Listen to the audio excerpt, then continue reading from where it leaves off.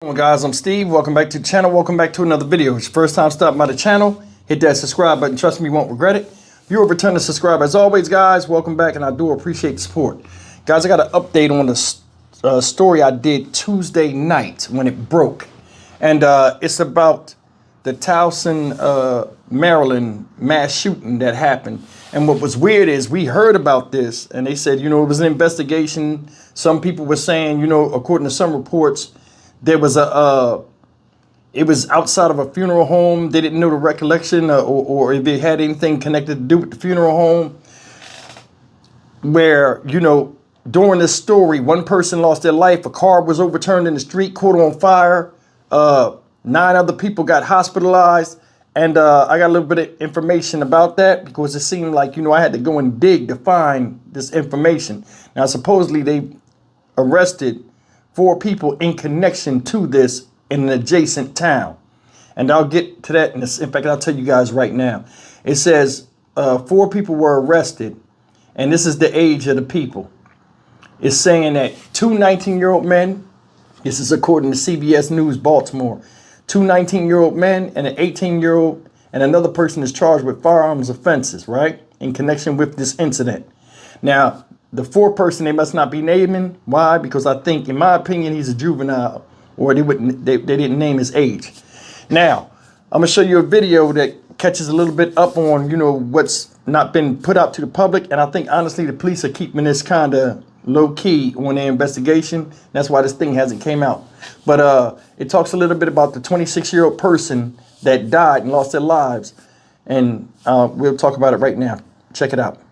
Fox 45's Rebecca Pryor continues our live team coverage tonight. Rebecca's taking a closer look at some potential gang ties among the victims. And Rebecca, we understand that police haven't confirmed this connection yet at this time, but apparently Fox 45 news sources are saying otherwise. Yeah, that's right, Kai. We now have multiple law enforcement sources close with Fox 45 that have confirmed at least one person involved in Tuesday's Towson mass shooting is connected to an infamous street gang, and the possible ties don't stop there. It was in succession. The brazen mass shooting shaking Baltimore County to its core. And then it went boom, boom, boom, boom. Raising suspicions this wasn't a senseless act of violence. It's really shocking. But rather a calculated message. They just that value human life to perform and act like that. Right now, we haven't confirmed that it's gang related. We do know that there appears to be at least some rival individuals. Baltimore County Police not yet confirming or denying gang involvement. However, multiple law enforcement sources telling Fox 45 the deceased victim, 26-year-old Charles Graham, was a Crips member. His criminal history speaking for itself. Since the age of 18, Graham racking up a laundry list of gun, drug theft, and assault charges. Most recently, social media posts showing Graham posing with multiple firearms, leading police to make an arrest in 2020, where he spent a year behind bars for illegally possessing weapons. According to authorities, the mass shooting also connected to last week's Towson home invasion, in which 19-year-old Andrew Blessing was shot and killed while sleeping in his bed. Further investigating, revealing Blessing, recently the target of an investigation spearheaded by Baltimore City's Group Violence Unit, a unit dedicated to fighting organized crime. Last August, BPD carrying out a search and seizure warrant at Blessing's mom's home in Loch Raven. According to charging documents, several shotguns, handguns, and mounds of ammo were confiscated. After serving a year sentence, Blessing released this August, just a few months before his mysterious murder. It is very possible that it could be retaliation, but again, we don't know those facts. Betsy Smith with the National Police Association saying investigators now have a long road ahead of them, one that will likely require the entire community to pitch in. The community's got to decide if they're tired of this and if they want to help the police department stop this kind of crime. The next steps for investigators are trying to find witnesses, interview them, comb through all of that camera footage. There's going to be a lot of good camera footage, and then see how cooperative people want to be and see if some of these folks are known to law enforcement. Now this evening, I followed up with Baltimore City and Baltimore County's police departments, asking them if they can now confirm or deny the possibility of any gang activity. Baltimore City has yet to get back to me. Baltimore County says that's still under investigation. Reporting live in Baltimore, Rebecca Pryor, Fox 45 News. Hey guys, you've seen it. What they're talking about, they're saying this was a coordinated attack, and it was to send a message. Now, supposedly, all of this stemmed from a home invasion in which the young light-skinned guy they showed was in that got shot in his bed during a home invasion. He lost his life, and that was retaliation for that. Said that the dude, and I guess whoever he was affiliated with, was with the Crip gang. 26-year-old man died, 9 people injured, still in the hospital right now. What do you chalk it up for? Chalk it up to? You know, live by the sword, die by the sword. Typical street shit we hear out here a lot of times. And it's sad. You know, there are people out here that don't care about nobody opening guns, letting guns loose, opening fire out there in public, don't care who they hit. And that's the thing. If you ever take a look at these shootout videos, these people are jumping up and down like idiots, shooting while they jumping up and down, no steady aim, all bullets going all over to hit whoever. And it's upsetting. This type of stuff shouldn't be tolerated in society like we always speak about. And I'm going to be honest with you. If somebody's that reckless to where they're shooting and can kill anybody at any given time, they themselves should be put in a position to where they shouldn't be in society.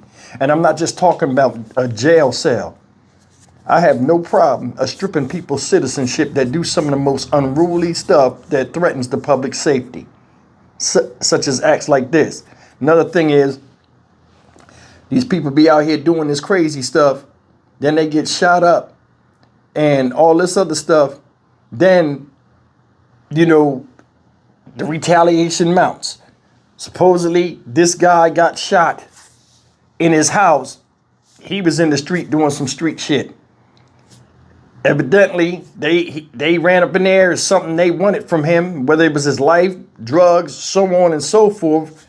And all those guns he had in the damn house wasn't enough to save him.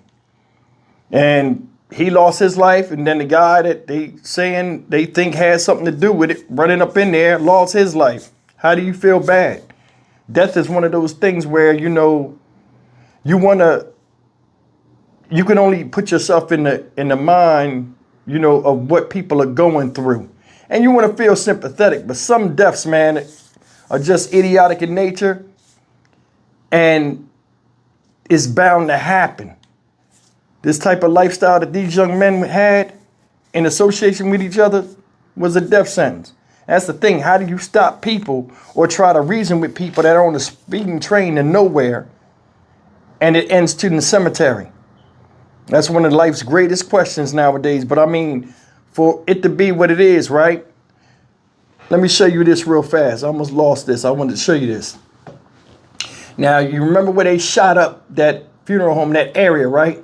Listen to this. It says, a plan to reduce community violence. Listen to this. On Thursday, Baltimore County leaders expressed the need for a safer Lock Raven corridor. This is where this shooting happened. After unveiling plans to build new affordable housing complex less than 2 blocks away from where the mass shooting took place in Towson. Baltimore County executives said the incident was out of character for the community and Baltimore County.